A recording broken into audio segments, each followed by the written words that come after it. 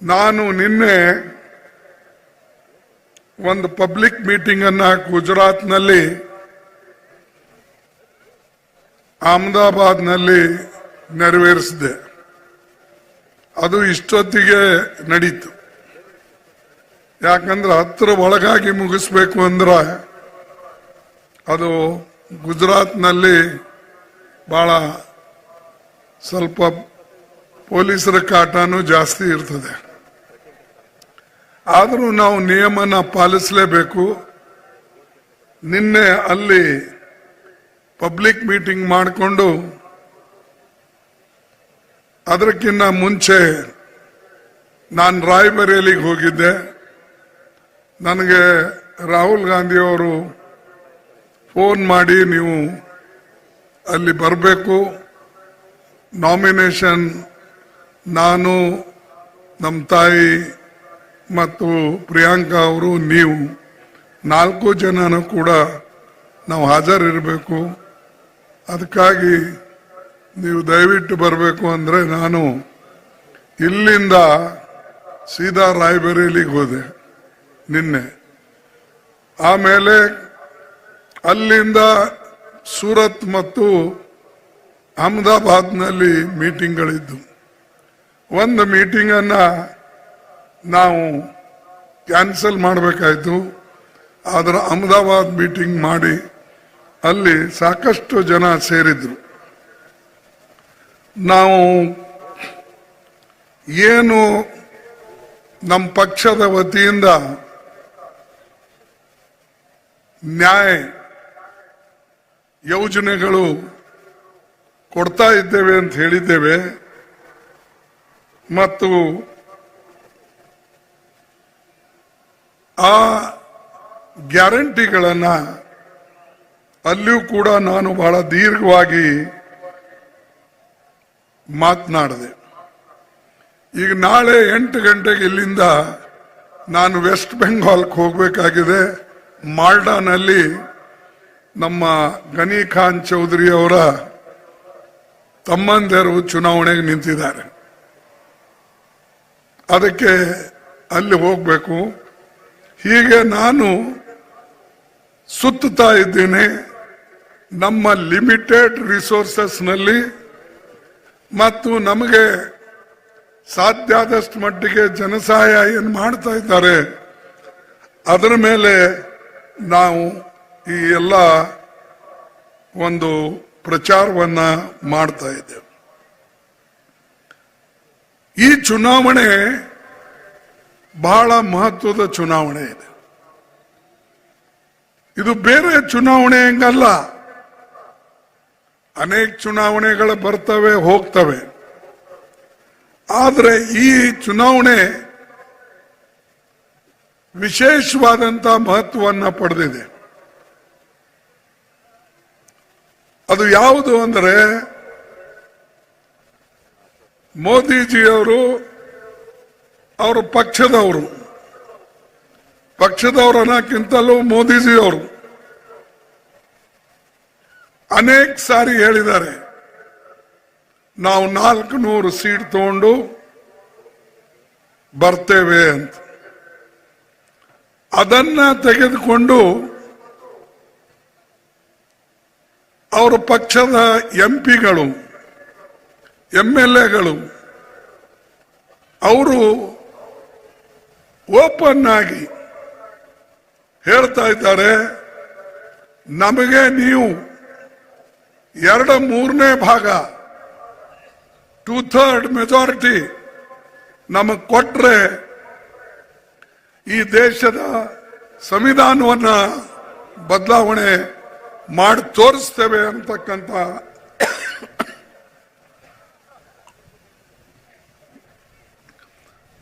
ಈ ಮಾತನ್ನ ಅವರೇ ಹೇಳಿದ. ಅನಂತಕುಮಾರ್ ಹೆಗಡೆ ಅಂತ ಒಬ್ಬರು ಮಹಾಪುರುಷ ಕಾರವಾರದವರು, ಅವರು ಹೇಳಿದ್ದಾರೆ. ಪ್ರಾರಂಭದಲ್ಲಿ 2015ರಲ್ಲಿ ಭಾಗವತ್ ಸಾಹೇಬರು ಹೇಳಿದ್ದಾರೆ,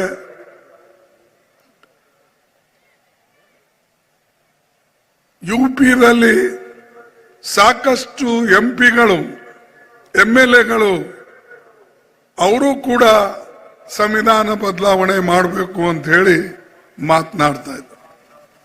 ಅದಕ್ಕಾಗಿ ನೀವು 2/3 ಮೆಜಾರಿಟಿ ಅವ್ರಿಗೆ ಕೊಟ್ರೆ ಈ ದೇಶದಲ್ಲಿ ಸಂವಿಧಾನ ಉಳಿಯೋದಿಲ್ಲ ಅಂತಕ್ಕಂಥ ಮಾತನ್ನ ನಾನು ಹೇಳ್ತೇನೆ.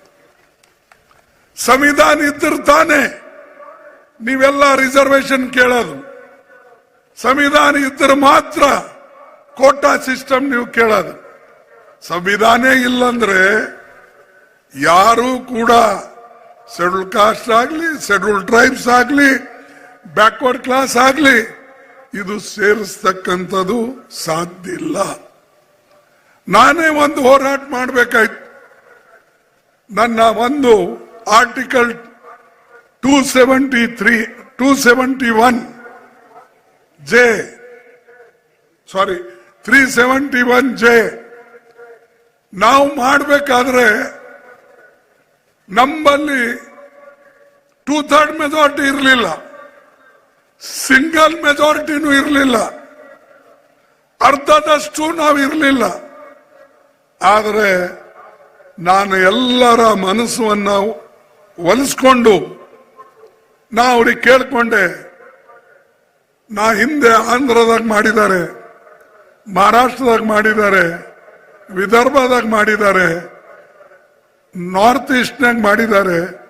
ನಮಗಿದು ಒಂದು ಅವಕಾಶ ಮಾಡಿಕೊಡಿ ಅಂತ. ಇದೇ ಗ್ರೌಂಡ್ ನಲ್ಲಿ ಸೋನಿಯಾ ಗಾಂಧಿ ಅವರು ಬಂದು ಆ ಕಡೆ ಡಯಸ್ ಇತ್ತು, ಇದು ಈ ಕಡೆ ಅದ, ಅದು ಆ ಕಡೆ ಡಯಸ್ ಇತ್ತು. ಅವರು ನನಗೆ ಹೇಳಿದ್ರ ಮುಂಚೆ ನೀವು ಪಾರ್ಲಿಮೆಂಟ್ಗೆ ನಿಲ್ಲಿ, ನೀವು ಹೇಳಿದ್ದನ್ನ ಮಾಡೋಣ ಅಂತ, ಮೆಜಾರಿಟಿ ಬಂದ್ರೆ ಮಾಡೋಣ ಅಂತ ಹೇಳಿದ್ರು. ದುರ್ದೈವದಿಂದ ನಮ್ಮ ಮೆಜಾರಿಟಿ ಬರಲಿಲ್ಲ, ಸರ್ಕಾರವೂ ಬರಲಿಲ್ಲ. ಆದ್ರೂ ಒಕ್ಕೂಟದ ಸರ್ಕಾರ ಬಂತು. ಅದು ಇಂದಿರಾ ಗಾಂಧಿ ಪುಣ್ಯ. ಅವ್ರು ಹೇಳಿದ ಮೇಲೆ ನಾನು ಎಲೆಕ್ಷನ್ ನಿಂತೆ. ಆ ಎಲೆಕ್ಷನ್ದಲ್ಲಿ ನಾನು ಗೆದ್ದೆ 2009ರಲ್ಲಿ. ಗೆದ್ದ ಮೇಲೆ 5 ವರ್ಷ ಒಳಗಾಗಿ ಅದು ಏನ್ ಚಮತ್ಕಾರ ಆಯ್ತು ಗೊತ್ತಿಲ್ಲ, ಎಲ್ಲ ಪಕ್ಷದ ಜನ ಒಮ್ಮತದಿಂದ ನಮಗೆ ಸಪೋರ್ಟ್ ಮಾಡಿ ಆರ್ಟಿಕಲ್ 371J ತಂದು ಕೊಟ್ರು ಒಮ್ಮತದಿಂದ. ಇದು ಇತಿಹಾಸದಲ್ಲಿ ಎಲ್ಲೂ ಆಗಿಲ್ಲ. ಆದರೆ ನಮ್ಮ ಪ್ರಚಾರ ಮಾಡೋರು ಕಡಿಮೆ ಇದ್ದಾರೆ, ನನಗೆ ಬೈಯೋರೇ ಜಾಸ್ತಿ ಈ ಭಾಗದಲ್ಲಿ. ಆದ್ರೆ ಪ್ರಚಾರ ಮಾಡೋರು ಇಂಥದ್ದು ಮಾಡಿದ್ರಲ್ಲಪ್ಪ ಅಂತ ಮಾಡಲ್ಲ. ಯಾಕೆ? ಅಸೂಯೆ.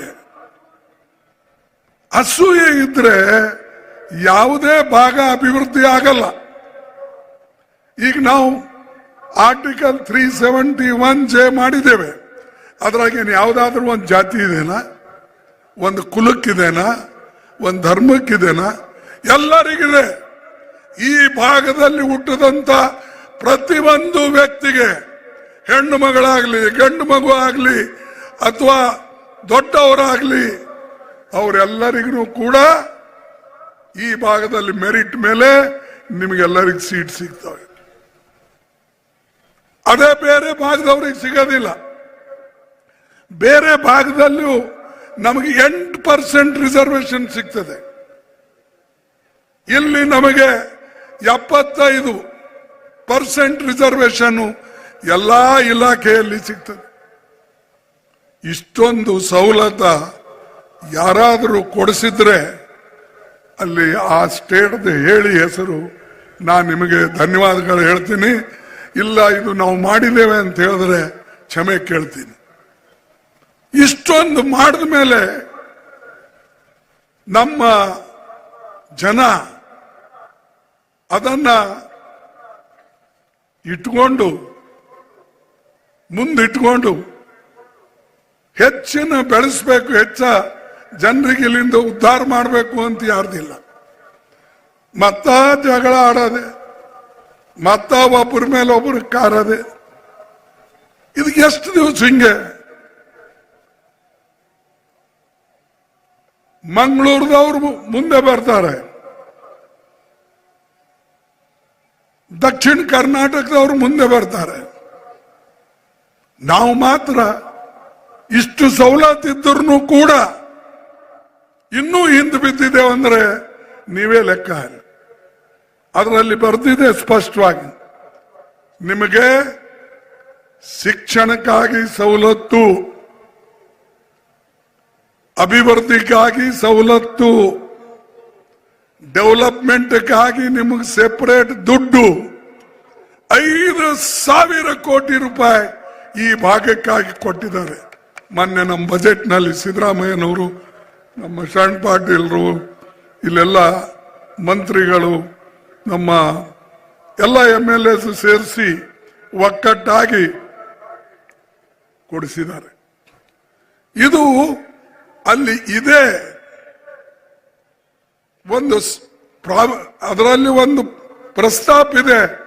ಅದರ ಲಾಭವನ್ನು ಪಡ್ಕೊಂಡು ನಮಗೆ ಇವತ್ತು ಅನುಕೂಲ ಆಗ್ತಾ ಇದೆ. ಅದನ್ನ ನಾವು ಅರ್ಥ ಮಾಡ್ಕೊಳ್ಬೇಕು. ಕೆಲವು ಜನ ಅಂತಾರೆ, ಅವರೇ ಮಾಡಿದ್ರೇನು ಇವರೇ ಮಾಡಿದ್ರು. ಪರೀಕ್ಷೆದಾಗ ಯಾರು ಪಾಸ್ ಆಗ್ತಾರೋ ಪಾಸ್ ಆಗ್ತಾರೆ. ಈಗ ಪರೀಕ್ಷೆ ಬರೆದವರು ಬಹಳ ಜನ, ಆ ಪರೀಕ್ಷೆದಾಗ ಫೇಲ್ ಆದ್ರೆ ನಾನೇನ್ ಮಾಡ್ಲಿ? ಪರೀಕ್ಷೆದಲ್ಲಿ ಯಾರಾದ್ರೂ ಫೇಲ್ ಆದ್ರೆ ನಾನೇನು ಮಾಡಕ್ಕಾಗಲ್ಲ. ಆ ಪರೀಕ್ಷೆ ಬರೆಯುವಾಗ ನಾವೊಬ್ಬ ಅವ್ರ ಎಲ್ಲರ ಜೊತೆಯಲ್ಲಿ ಪರೀಕ್ಷೆ ಕೂತಿದ್ದೆ. ಬಟ್ ನಾನು ಆರ್ಟಿಕಲ್ 370J ತರದ್ರಲ್ಲಿ ಸ್ಪಷ್ಟವಾಗಿ ಯಶಸ್ವಿ ಆಗಿದ್ದೇವೆ ಅಂತ ಹೇಳಿದೆ. ನಮಗೆ ಧರ್ಮಸಿಂಗ್ ಅವರ ಬೆಂಬಲನೂ ಇತ್ತು, ಸರ್ಕಾರ ಬೆಂಬಲನೂ ಇತ್ತು. ನೀವು ತೆಗೆದು ನೋಡಿ, ಬಸವರಾಜ್ ಪಾಟೀಲ್ ಸೇಡಂ ಅವರು ಓಪನ್ಲಿ ರಾಜ್ಯಸಭಾದಾಗ ಖರ್ಗೆ ಅವರು ಇರದೆ ಹೋಗಿದ್ರೆ ಇದು ಎಂದೂ ಸಾಧ್ಯ ಇರಲಿಲ್ಲ ಅಂತೇಳಿ ರಾಜ್ಯಸಭಾದಲ್ಲಿ ಭಾಷಣ ಹೋಗಿ ತೆಗೆದು ನೋಡಿ. ಬಿಜೆಪಿದವ್ರು ಓದ್ಲಿ, ಯಾವ್ದಾರ ಓದ್ಲಿ, ನಂದು ಓದಕ್ಕೆ ನಿಮಗೆ ನಾಚಿಕೆ ಬಂದ್ರೆ ಅಟ್ಲೀಸ್ಟ್ ನಿಮ್ಮವ್ರು ಹೇಳಿದ್ದಾದ್ರೂ ನೋಡ್ಕೊಳ್ಳಿ. ನಾನು ಯಾರಿಗೆ ಟೀಕೆ ಮಾಡಲ್ಲ. ಆದ್ರೆ ಯಾರು ಮಾಡಿದಾರೋ ಇವ್ರು ಮಾಡಿದಾರ ಅನ್ನೋದರ ಸಮಾಧಾನ ಆಗ್ಬೇಕಲ್ಲ. ನಾನು ಅದನ್ನ ಎಂದೂ ಹೇಳಿಲ್ಲ ಮೋದಿಯವರಂಗೆ ಇದನ್ನ ನಾನು ಮಾಡಿದ್ದೇನೆ, ಏ ಮೋದಿ ಕಿ ಗ್ಯಾರಂಟಿ, ये खरगे की ग्यारंटी ಅಂತ ಹೇಳಲಿಲ್ಲ. ये ಗ್ಯಾರಂಟಿ ಹೈದರಾಬಾದ್ ಕರ್ನಾಟಕ ಲೋಕೋ ಕಿ ಗ್ಯಾರಂಟಿ. ಈ ಭಾಗದ ಜನರ ಹೋರಾಟದ ಫಲ. ಆದ್ರೆ ಎಲ್ಲರೂ ಮರ್ತೋಗಿದ್ರು, ನಾವು ಮುಂದೆ ಒಯ್ದೆವು. ಇದು ಎಲ್ಲ ನಿಮ್ ಪುಣ್ಯ. ನೀವು ನನಗೆ ಆರಿಸ್ತರದೆ ಹೋಗಿದ್ರೆ ಅದು ಆಗ್ತಾ ಇರಲಿಲ್ಲ. ಸೋನಿಯಾ ಗಾಂಧಿ ಅವರಿಗೆ ನಾವು ಕ್ಯಾಬಿನೆಟ್ ಮಿನಿಸ್ಟರ್ ಮಾಡದೆ ಹೋದ್ರೆ ಇದು ಸಾಧ್ಯ ಇರ್ತಿಲ್ಲ. ಅದಕ್ಕಾಗಿ ನಾವು ಯಾವಾಗಲೂ ಕೂಡ ನೆನೆಸ್ಕೊಳ್ಬೇಕು. ಒಳ್ಳೆ ಕೆಲಸಕ್ಕೆ ಕೆಟ್ಟ ಕೆಲಸ ಮಾಡಿದ್ರೆ ನೀವು ಬೈಕೊಂಡು ಹೋಗಿ. ಆದರೆ ಕಲಬುರಗಿ ಜನರಿಗೆ ನಾನು ವಿಶೇಷವಾಗಿ ಗುರುಮಠಕಲ್ ಜನರಿಗೆ ನೆನೆಸ್ಕೊಳ್ತೀನಿ. ಆಮೇಲೆ ಕಲಬುರಗಿಗೆ ಬರ್ತೀನಿ. ಯಾಕಂದ್ರೆ ಅಲ್ಲಿ ನನ್ನ ಮೂಲ ಅಲ್ಲಿದೆ. ಅಲ್ಲೇ ನನಗೆ ಚೂಟಿ ಬಿಟ್ಟಿದ್ರೆ ಮುಂದಕ್ಕೆ ಬರ್ತಿರ್ಲಿಲ್ಲ. ಅದಕ್ಕಾಗಿ ಅವ್ರಿಗೂ ನೆನೆಸ್ತೀನಿ, ನಿಮಗೂ ನೆನೆಸ್ತೀನಿ. ನೀವು ಈ ಮಹಾನ್ ಉಪಕಾರ ಮಾಡಿದಕ್ಕಾಗಿ ನಾನು ಈ ಆರ್ಟಿಕಲ್ 371J ಯೂನಿವರ್ಸಿಟಿ, ರೈಲ್ವೇಸ್ ಇವೆಲ್ಲ ಮಾಡಕ್ಕಾಯ್ತು, ರೈಲ್ವೆ ಬೋಗಿ ಫ್ಯಾಕ್ಟ್ರಿ ಮಾಡಕ್ಕಾಯ್ತು. ಬಹಳಷ್ಟು ನಾವೆಲ್ಲ ಹೇಳಕ್ ಹೋಗೋದಿಲ್ಲ. ನಾರಾಯಣಪುರ ಡ್ಯಾಮಿನ ಅನೇಕ ಕೆನಾಲ್ಗಳಿಗೆ ದುಡ್ಡು ಕೊಡಿಸಿದ್ದು, ಬೇರೆ ಬೇರೆ ಕೆಲಸ ಮಾಡಿದ್ದು ಅದೆಲ್ಲ ಪಟ್ಟಿನೇ ಅದ. ನಾನು ಹೇಳಕ್ ಹೋಗೋದಿಲ್ಲ. ಅಂದ್ರೆ ನೀವೇನು ಅಧಿಕಾರ ಕೊಡ್ತೀರಿ, ಆ ಅಧಿಕಾರದ ಸದುಪಯೋಗ ಆಗಬೇಕು. ಯಾರು ನಿಮಗೋಸ್ಕರ ಆ ಒಂದು ಅಭಿವೃದ್ಧಿಗೆ ದಿನರಾತ್ರಿ ಚಿಂತೆ ಮಾಡಿ ಕೆಲಸ ಮಾಡ್ತಾರೋ ಅದನ್ನ ನೀವು ನೋಡಿ. ನಾನು ಗ್ಯಾರಂಟಿ ಕೊಡ್ತೇನೆ, ಯಾವುದೇ ಕೆಲಸ ಮನಸ್ಪೂರ್ವಕವಾಗಿ ನಾವೆಲ್ಲರೂ ಮಾಡಿದ್ರೆ ಈ ಭಾಗ ಇನ್ನೂ ಹೆಚ್ಚಿನ ಅಭಿವೃದ್ಧಿ ಆಗ್ತದೆ. ಇದರಲ್ಲಿ ಯಾವ ಸಂಶಯನೂ ಬೇಡ. ಇನ್ನೊಂದು, ಪೊಲೀಸ್ ಸಮಾಜಕ್ಕೆ ST ಮಾಡಬೇಕು, ಈ ಬೇಡಿಕೆ ಬಹಳ ದಿವಸದಿಂದ ಇದೆ. ಒಂದು ಸಾರಿ ಬಾಬುರಾವ್ ಅಥವಾ ತಿಪ್ಪಣ್ಣ ಇದ್ರು ಇಲ್ಲೋ ಇನ್ನೊಬ್ರು ಯಾರು ಕೆಲವು ಒಂದಿಬ್ಬರು ಮೂವರು ಬಂದಿದ್ರು. ಒಬ್ಬರು ತಹಸೀಲ್ದಾರ್ ಇದ್ರು, ಕೋಟ್ ಗೀಟ್ ಹಾಕೊಂಡು, ಇವ್ರು PN ಏನೋ ಕಾಣ್ತಾರೆ. ಧರ್ಮ ಕೋಟ್ ಪ್ಯಾಂಟ್ ಹಾಕೊಂಡು ಎಲ್ಲ ಕಡೆ. ಸರ್, ನಮ್ದು ಈ ಬ್ಯಾಕ್ವರ್ಡ್ ಕ್ಲಾಸ್ ಕಮಿಷನ್ದಲ್ಲಿ ಅದು STಗಾಗಿ ರೆಫರ್ ಮಾಡೋದು ಶೆಡ್ಯೂಲ್ ಟ್ರೈಬ್ ಕಮಿಷನ್ ನಲ್ಲಿ ಬಿದ್ದಿದೆ. ದಯವಿಟ್ಟು ನೀವು ಒಂದು ಫೋನ್ ಮಾಡಿ ಅವ್ರಿಗೆ ಹೇಳಬೇಕು ಅಂತ. ತಕ್ಷಣ ಅವ್ರ ಮುಂದನೆ ನಾನು ಫೋನ್ ಮಾಡಿ ಅವಾಗ ಹೇಳಿ, ಇಂಥವ್ರು ಬರ್ತಾರೆ ನೀವು ನೋಡಿ ಅಂತ ಹೇಳಿದೆ.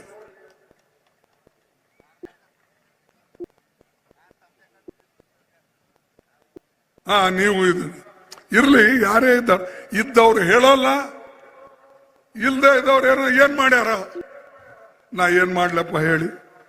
ನನ್ ಬಳಿ ಕೆಲಸ ತಕ್ಕೊಂಡವ್ರು ಪ್ರಚಾರ ಮಾಡ್ಬೇಕೆ ಹೊರತಾಗಿ ನಾನೇ ಹೇಳಕ್ಕಾಗ್ತದ ನಾ ಹಿಂಗ್ ಮಾಡಿದೆ ಹಂಗ್ ಮಾಡಿದೆ. ಈಗೂ ಕೂಡ ನಾನು ಸ್ಪಷ್ಟ ಹೇಳ್ತೇನೆ, ಕಾನೂನು ರೀತಿ ಇಲ್ಲಿಂದ ಏನ್ ಬರ್ತದೋ ಅದನ್ನ ಸೆಂಟ್ರಲ್ ಗವರ್ಮೆಂಟ್ ನಲ್ಲಿ ನಮ್ಮ ಸರ್ಕಾರ ಬಂದ್ರೆ ಉತ್ತಮ, ನಾನು ಬಯಸ್ತೇನೆ, ಬರ್ತದೆ. ಯಾಕಂದ್ರೆ ನಾ ಎಲ್ಲ ಕಡೆ ತಿರುಗ್ತಾ ಇದ್ದೀನಿ, ನಮ್ಮ ಪಕ್ಷಕ್ಕೆ ಭಾರಿ ಬಹುಮತ ಬರೇ ಬರ್ತದೆ. ನಮ್ಮ ಪಕ್ಷಕ್ಕೆ ಅಂದ್ರೆ ಬರೀ ಕಾಂಗ್ರೆಸ್ ಅಲ್ಲ, ಇಂಡಿಯಾ ಅಲೈನ್ಸ್ ಒಕ್ಕೂಟಕ್ಕೆ ಡೆಫಿನೆಟ್ಲಿ ಬಿಜೆಪಿಗೆ ಸೋಲ್ಸೋಷ್ಟು ಮತಗಳನ್ನ ನಮಗೆ ಬರ್ತವೆ ಅನ್ನತಕ್ಕಂಥ ಮಾತನ್ನ. ಅದು ಬಂದರೆ ನಾನು ಎಷ್ಟು ಬೇಕಷ್ಟು ಕಷ್ಟಪಟ್ಟು ನಿಮ್ಮ ಜೊತೆಯಲ್ಲಿ ಇರ್ತೇನೆ. ನೀವೆಲ್ಲಿ ಕರ್ಕೊಂಡು ಹೋಗ್ತೀರಿ, ಯಾರಿಗೆ ಹೇಳಂತೀರಿ, ಏನ್ ಮಾಡಂತೀರಿ, ನಾನು ಮಾಡ್ತೇನೆ. ನಾನು MP ಇಲ್ಲ, ರಾಜ್ಯಸಭಾದಾಗಿದ್ದೀನಿ. ರಾಜ್ಯಸಭಾದಲ್ಲಿ ಇದ್ರೂ ರಾಜ್ಯಸಭಾದ ಜನರಿಗೂ ಅವ್ರಿಗೆ ಒಪ್ಪಿಸ್ತಕ್ಕಂಥದ್ದು ಮತ್ತು ಬೇರೆ ಕಡೆ ಎಲ್ಲೆಲ್ಲಿ ನಾನು ಸಹಾಯ ನಿಮಗೆ ಬೇಕು ನಿಮ್ಮ ಜೊತೆಯಲ್ಲಿ ಇರ್ತೇನೆ ಅಂತಕ್ಕಂಥ ಮಾತು ನಾನು ಸ್ಪಷ್ಟವಾಗಿ ಹೇಳ್ತೇನೆ.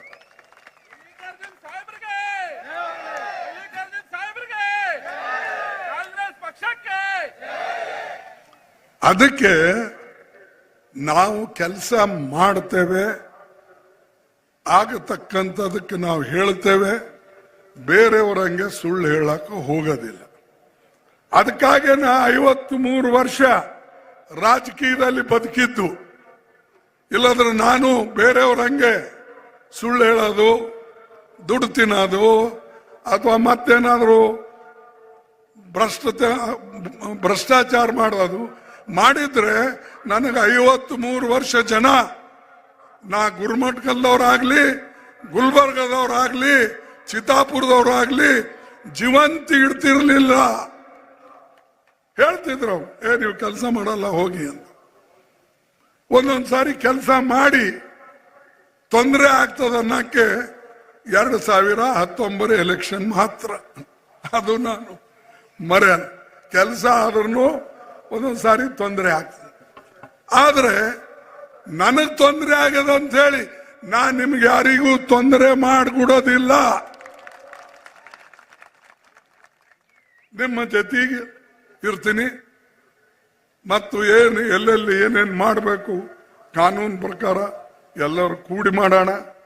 ಕ್ರೆಡಿಟ್ ತಗೊಳಕ್ ಹೋಗ್ಬಾರ್ದು. ಒಬ್ರು ನಾನು ಮಾಡಿದೆ, ನೀನ್ ಮಾಡಿದೆ, ಬಿಟ್ಬಿಡಿ, ಮೊದಲು ಮಾಡಿ ತೋರಿಸಿ ಆಮೇಲೆ ಹೇಳ್ಕೋತ ಹೋಗಿ. ಇದು ನಮ್ಮ ಗುರಿ. ಅದಕ್ಕಾಗಿ ನಿಮಗ್ ಮೊದಲು ಅದು ಹೇಳೋಣ ಅಂತೇಳಿ ನಾನು ಹೇಳ್ತಾ ಇದ್ದೆ. ಈಗ RSS ಮತ್ತು ಬಿಜೆಪಿ ಅವರ ಅಜೆಂಡಾನೇ ಇದು.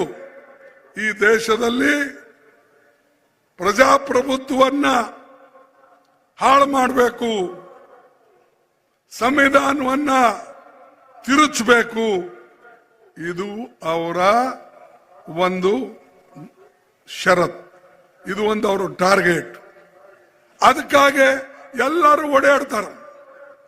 ಇವ್ರು ಬಾಕಿ ಟೈಮ್ನಾಗ ಯಾಕೆ ಕಾಣಲ್ಲ ಈ ಕಡೆ? ಇವತ್ತು ಬಂದಾರ ಎಲ್ಲೇ ಒಂದೊಂದು ಹೋದ ಎಲೆಕ್ಷನ್ದಾಗ ಭಾರಿ ಸಂಖ್ಯೆಯಲ್ಲಿ RSS ದವ್ರು ಬಂದಿರು. ಈ ಸಾರಿನೂ ಈಗ ಬಂದಾರ. ಅವ್ರ ಕೆಲಸ ಇರೋದೇ 3-4 ದಿವಸ. ಆ 4 ದಿವಸದಲ್ಲೇ ಅವರೆಲ್ಲ ಕಮಾಲ್ ಮಾಡಿ ಹೋಗ್ತಾರೆ. ನೀವು ಹುಷಾರಾಗಿರ್ಬೇಕು. ನೀವು ಹುಷಾರಾಗಿರ್ಲಿಲ್ಲ ಅಂದ್ರೆ ಅವರೆಲ್ಲ ನಿಮ್ಮ ಓಟ್ಗಳನ್ನ ಕದ್ಕೊಂಡು ಹೋಗ್ತಾರೆ. ಇದು ನೆನಪಿನಲ್ಲಿ ಇಟ್ಕೊಳ್ಳಿ. ಈಗ ರಾತ್ರಿ ಬೆಳಗನ ಅಡ್ಡಾಡ್ತಾರೆ, ಇಲ್ಲದೆ ಒಂದು ಸುಳ್ಳು ಹೇಳ್ತಾರೆ. ಈಗ ಮೋದಿ ಸಾಹೇಬ್ರು ಹೆಂಗ್ ಸುಳ್ಳು ಹೇಳ್ತಾರಲ್ಲ ಹಂಗೆ ಸುಳ್ಳು ಹೇಳ್ತಾರೆ. ಇದನ್ನ ನಾವು ನೆನಪಿನಲ್ಲಿ ಇಡಬೇಕು. ಆದ್ರೆ ಈ ಭಾಗಕ್ಕೆ ಅಭಿವೃದ್ಧಿಗಾಗಿ ನಾವೇನ್ ಕೆಲಸ ಮಾಡಬೇಕು ಆ ಎಲ್ಲ ಕೆಲಸವನ್ನ ನಾವು ಮಾಡೋಣ. ಈಗ ನಮ್ಮ ದೇಶದಲ್ಲಿ ಇಷ್ಟು ನಮ್ಮ ಬೆಲೆ ಏರಿಕೆ ಆಗಿದೆ. ಆ ಬೆಲೆ ಏರಿಕೆಯಿಂದ ಜನರಿಗೆ ತೊಂದರೆ ಆಗಿದೆ. ಆ ವಿಚಾರವನ್ನ ನಾವು ಕೈಗೆತ್ಕೊಂಡಿದ್ದೇವೆ. ನೌಕರಿಗಳು ಸಿಗ್ತಾ ಇಲ್ಲ, ಆ ವಿಚಾರಗಳನ್ನ ನಾವು ಕೈಗೆತ್ಕೊಂಡಿದ್ದೇವೆ. 30 ಲಕ್ಷ ನೌಕರಿಗಳು ಕೇಂದ್ರ ಸರ್ಕಾರದಲ್ಲಿ ಖಾಲಿ ಇವೆ.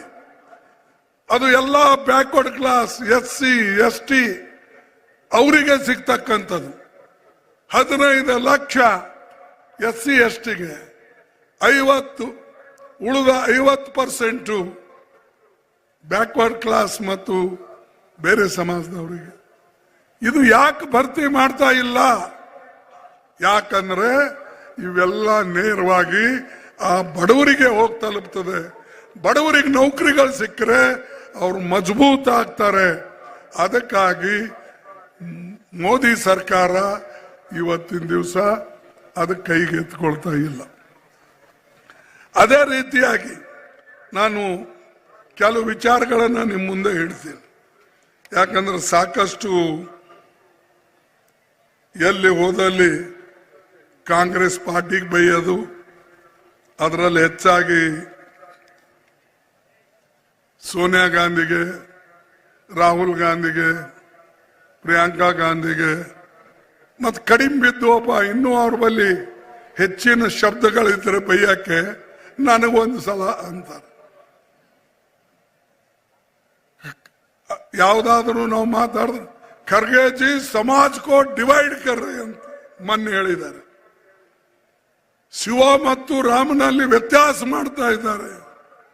ಅರೆ ನಾನು ಹೇಳಿದೆ, ನನ್ನ ಹೆಸರು ಮಲ್ಲಿಕಾರ್ಜುನ್ ಇದೆ, 12 ಲಿಂಗ ಇಲ್ಲ, 12 ನಮ್ಮ ಲಿಂಗದಲ್ಲಿ ಜ್ಯೋತಿರ್ಲಿಂಗದಲ್ಲಿ ನನ್ನ ಹೆಸರು ಒಂದದಪ್ಪ ಅದರೊಳಗೆ. ಅದಕ್ಕಾಗಿ ನಾನು ಮಲ್ಲಿಕಾರ್ಜುನ್ ಇದ್ದೀನಿ ಅಂತ ಹೇಳಿದೆ. ಅದಕ್ಕೆ ಅವ್ರು ಬೇರೆ ಕಡೆ ಭಾಷಣ ಮಾಡಿ ಹೇಳ್ಯಾರ.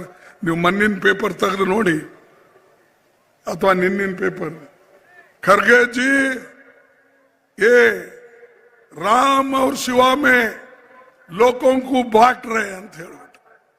ಅರೆ ನಾವ್ಯಾಕಪ್ಪ, ಜನನೇ ರಾಮ್ ಭಕ್ತರು ಹೀಗೆ ನಮ್ಮ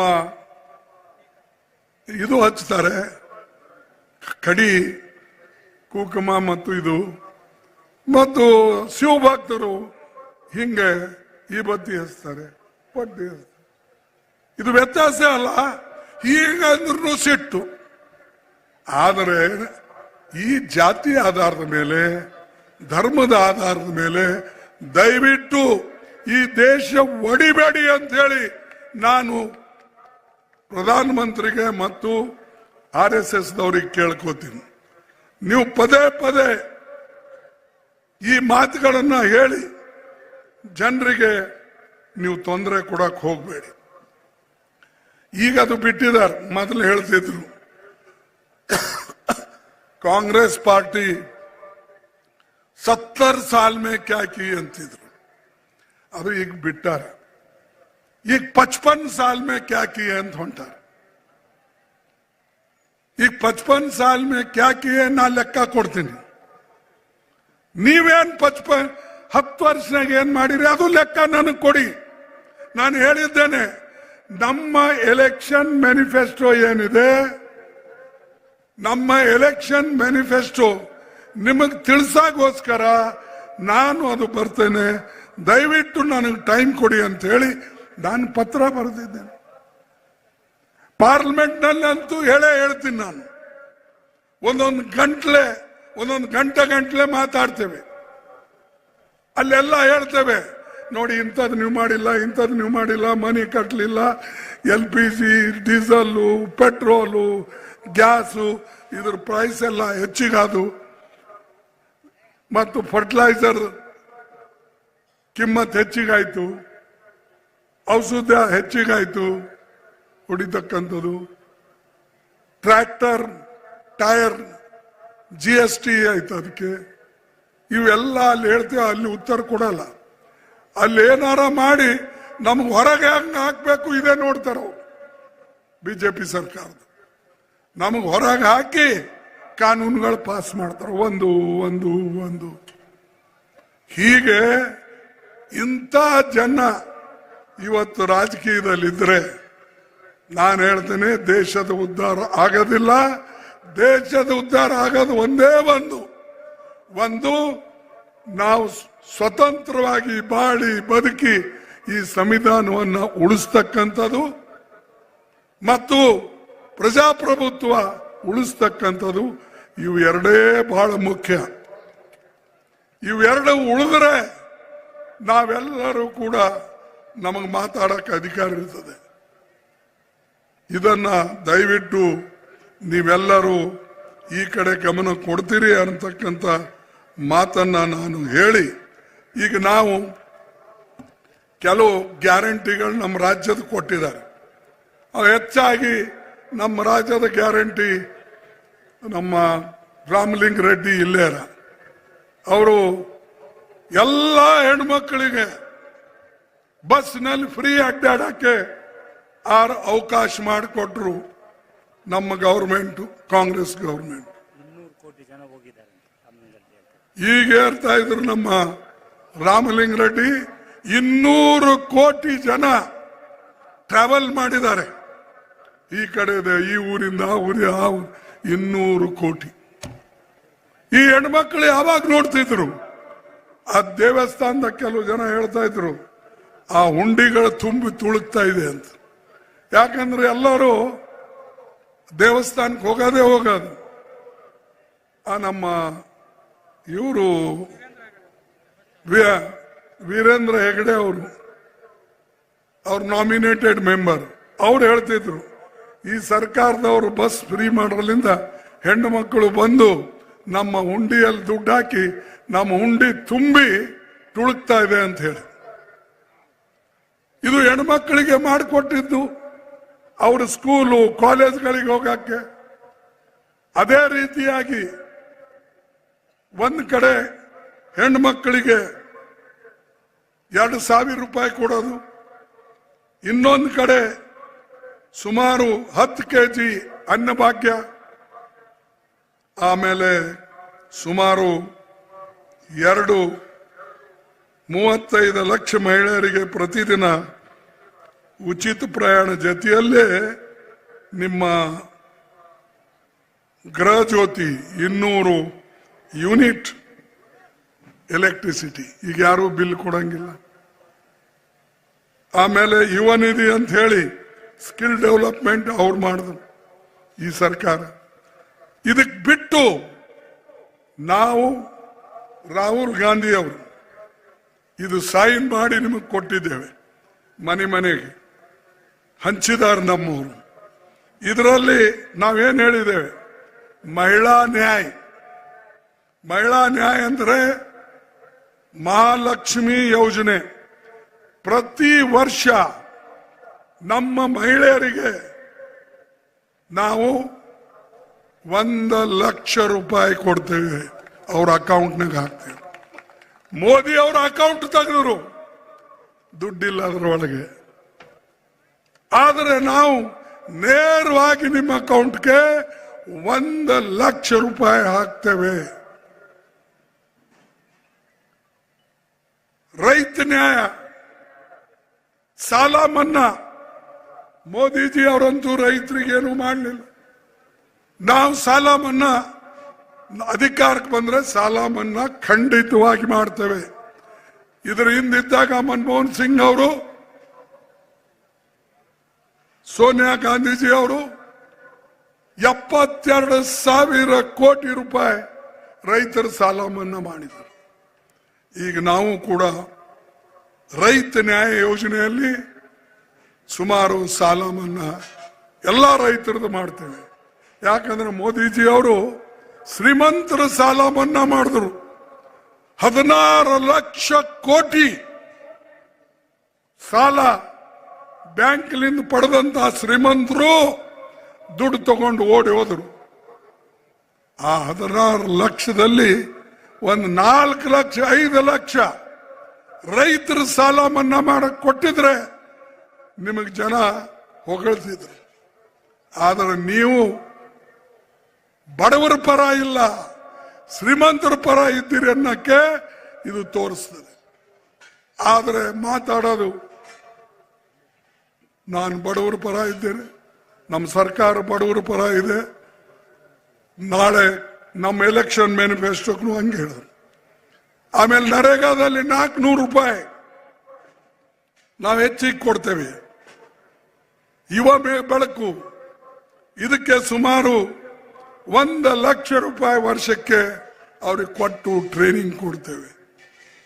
ಇದರ ಜೊತೆಯಲ್ಲಿ ಜನಗಣತಿ ಪ್ರಕಾರ ನಾವು ಜಾತೀಯ ಜನಗಣತಿ ಆಧಾರದ ಮೇಲೆ ಪಾಲಿಸಿ ಮಾಡಿ ಎಲ್ಲ ಜನರಿಗೆ ಸುಖ ಸಂತೋಷವನ್ನು ತರ್ತಕ್ಕಂಥ ಕಾನೂನುಗಳು ಮತ್ತು ಸ್ಕೀಮ್ಗಳು ಮಾಡಿಕೊಡ್ತೇವೆ. ಇವೆಲ್ಲ ನಾವು ಮಾಡಿದ್ದು. ಮೋದಿ ಅವರು ಹೇಳ್ತಾರೆ ಇದಕ್ಕೆ, अरे जो कांग्रेस का मैनिफेस्टो है, हाँ, वो कांग्रेस का मैनिफेस्टो मुस्लिम लीग का है. ಹೇಳ್ರಪ್ಪ, ಇದ್ರಾಗ ಯಾವ್ದದ ಮುಸ್ಲಿಂ ಲೀಗ್? ಯುವ ನ್ಯಾಯ, ಮಹಿಳಾ ನ್ಯಾಯ, ರೈತ ನ್ಯಾಯ, ಕಾರ್ಮಿಕ ನ್ಯಾಯ, ಜಾತಿ ಗಣ ಆಧಾರದ ಮೇಲೆ ಇವರೆಲ್ಲ ಜಾತಿ ಜನಗಣನ ಮಾಡಿ ನಿಮ್ಮ ಅಲ್ಮಾರಿ ಎಲ್ಲ ಹುಡುಕ್ತಾರೆ.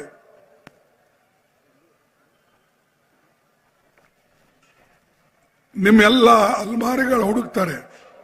ಈಗ ನಾವು ಮಾಡೋದು ಯಾಕೆ? ಬ್ಯಾಕ್ವರ್ಡ್ ಕ್ಲಾಸ್ನಾಗೂ ಕೆಲವು ಸಮಾಜ ಮುಂದೋಗಿವೆ, ಕೆಲವು ಸಮಾಜ ಹಿಂದೆ ಬಿದ್ದಿವೆ, ಕೆಲವು ಸಮಾಜ ಸಂಪತ್ತು ಹೆಚ್ಚಿಗಿದೆ, ಕೆಲವು ಕಡಿಮೆ ಇದೆ, ಕೆಲವು ಸಮಾಜದಲ್ಲಿ ಡಾಕ್ಟರ್, ಇಂಜಿನಿಯರ್ಸ್, ಆಫೀಸರ್ ಜಾಸ್ತಿ ಇದ್ದಾರೆ, ಕೆಲವು ಸಮಾಜನಾಗ ಇಲ್ಲ. ಇದ್ರದ್ದು ಎಲ್ಲಾನು ಕೂಡ ಮಾಹಿತಿ ಪಡ್ಕೊಂಡು ನಾವು ಸಹಾಯ ಮಾಡ್ಬೇಕಂತ ಹೊಂಟ್ರೆ ಮುಸ್ಲಿಂ ಲೀಗ್ ಕಾಯ್ ಅಂತ ಹೇಳಿದ್ರು.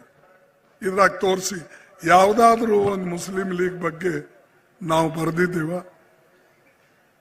ಬೇಕಂತ ಜಗಳ ಹಚ್ಚೋದು, ಮುಸ್ಲಿಮರಿಗೆ ಹಿಂದೂಗಳಿಗೆ ಜಗಳ ಹಚ್ಚೋದು, ಬ್ಯಾಕ್ವರ್ಡ್ ಕ್ಲಾಸ್ನಾಗೂ ಜಗಳ ಹಚ್ಚೋದು, ಶೆಡ್ಯೂಲ್ ಕಾಸ್ಟ್ನಾಗೂ ಜಗಳ ಹಚ್ಚೋದು, ಈ ಕೆಲಸ ಮೋದಿ ಅವರು ಅವ್ರ ಪಾರ್ಟಿ ಮಾಡ್ತಾರೆ. ನಾವು ಮೋದಿ ಅಂತ ಯಾಕೆ ಹೆಸರು ತಗೊಳ್ಬೇಕಾಗ್ತದೆ? ಪದೇ ಪದೇ ಮೋದಿ ಅವರು ಏನ್ ಹೇಳ್ತಾರೆ ಅಂದ್ರೆ ಪದೇ ಪದೇ ತನ್ನ ಹೆಸರು ಹೇಳ್ತಾರೆ. ನಾವು ಹೇಳ್ತೇವೆ ಇದು ಕಾಂಗ್ರೆಸ್ ಗ್ಯಾರಂಟಿ, ರಾಜ್ಯದಾಗ್ಲಿ ಅಥವಾ ಕೇಂದ್ರದಾಗ್ಲಿ ನಾವು ಕಾಂಗ್ರೆಸ್ ಗ್ಯಾರಂಟಿ ಇದು, ಒಕ್ಕೂಟದ ಗ್ಯಾರಂಟಿ ಇದು ಅಂತ ಹೇಳ್ತೇವೆ. ಮೋದಿ ಅವರು ಹಂಗೆ ಹೇಳಲ್ಲ, A Mary guarantee, Modi Ki guarantee. ಅರೆ ನಿಮ್ ಗ್ಯಾರಂಟಿ ಅಂತೂ ಫೇಲ್ ಆಗಿ ಹೋಗಿದೆ. 2 ಕೋಟಿ ನೌಕರಿ ಕೊಡ್ತೀನಿ ಅಂತ ಹೇಳಿದ್ರಿ, ಕೊಟ್ರ? ವರ್ಷಕ್ಕೆ 2 ಕೋಟಿ. 10 ವರ್ಷದಲ್ಲಿ ಎಷ್ಟು ಕೋಟಿ ಕೊಡಬೇಕಾಗಿತ್ತು ನೀವು ಹೇಳಿ? ಎಷ್ಟು ಕೋಟಿ ಕೊಡಬೇಕಾಗಿತ್ತು? 20 ಕೋಟಿ ಕೊಡಬೇಕಾಗಿತ್ತು. ಕೊಡೋ ಮಾರಾಯ, ಎಲ್ಲ 20 ಕೋಟಿ ನೌಕರಿ? 15 ಲಕ್ಷ ರೂಪಾಯಿ काला धन लाकर मैं सबको दूंगा ಅಂತ ಹೇಳಿದ್ರು. 15 लाख एक ಜೋಬ್ में. ಎಲ್ಲದ ಹೇಳಿ? 15 ಲಕ್ಷ ರೂಪಾಯಿ ಸಿಕ್ಕಿದೆ ನಿಮ್ಗೆ ಯಾರಿಗಾದ್ರು? ಮತ್ ಯಾಕೆ ಸುಳ್ಳು ಹೇಳಬೇಕು? ನಾವು ಸುಳ್ಳು ಹೇಳ್ತಾರೆ ಅಂತ ಹೇಳಿದ್ರೆ ಕೆಲವು ಜನ ಇದು ಕೇಳಲ್ಲ. ಜನರಿಗೆ ನೌಕರಿ ಇಲ್ಲ ಅಂತ ಹೇಳಿ ಇದ್ರ ಬಗ್ಗೆ ನಮಗೆ ಕೇಳಲ್ಲ. ಅಥವಾ ಬೆಲೆ ಗಗನಕ್ಕೆ ಏರ್ತಾ ಇವೆ, ಇದ್ರ ಬಗ್ಗೆ ಕೇಳಲ್ಲ. ಕೇಳೋದೇ ಅದ್ರ ಬಗ್ಗೆ, हमारे धर्म को, हमारे भगवान को ये बांट रहे ಅಂತ. ಯಾರು ಬಾಟ್ಲತ್ರ? ಯಾರ್ಯಾರಿಗೆ ಶ್ರದ್ಧೆ ಏನಿದೆ ಎಲ್ಲ ದೇವರಿಗೆ ಹೋಗ್ತಾರೆ. ನಾವು ದೇವರ ಹೆಸರ ಮೇಲೆ ಓಟ್ ಕೇಳ್ತಾ ಇಲ್ಲ, ನಾವು ಕೆಲಸದ ಮೇಲೆ ಓಟ್ ಕೇಳ್ತೇವೆ. ಗುಲ್ಬರ್ಗಾದಲ್ಲಿ ಓಟ್ ಕೇಳ್ತಾ ಇದ್ದೇವೆ ಕೆಲಸದ ಮೇಲೆ. ಕಲ್ಯಾಣ ಕರ್ನಾಟಕದಲ್ಲಿ ನಾವು ಓಟ್ ಕೇಳ್ತಾ ಇದ್ದೇವೆ ನಾವು ಮಾಡದಂತ ಅಭಿವೃದ್ಧಿ ಕೆಲಸದ ಮೇಲೆ, ಹೊರತಾಗಿ ಬೇರೆಯವರಿಗೆ ಬೈದು ನಾವು ಕೇಳ್ತಾ ಇಲ್ಲ.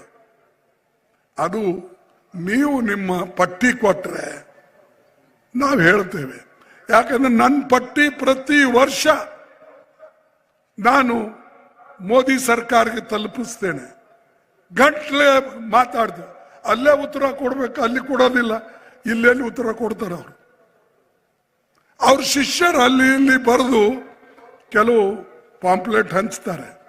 ಅರೆ ನಿಮ್ಮ ಗುರುವಿಗೆ ನಾನು ಪ್ರಶ್ನೆ ಕೇಳ್ತೀನಿ, ನೀವು ಈ ಚಿಪಾಟಿ ಚಿಟ್ಟಿ ಯಾಕೆ ಹಂಚ್ತೀರಿ? ಇಲ್ಲಿ ಹಂಚಲಿ, ಅಲ್ಲಿ ಹೇಳಿ, ಪಾರ್ಲಿಮೆಂಟ್ನಾಗ ಉತ್ತರ ಹೇಳಿ ನಾವು ಕೇಳಿದ ಪ್ರಶ್ನೆಗಳಿಗೆ.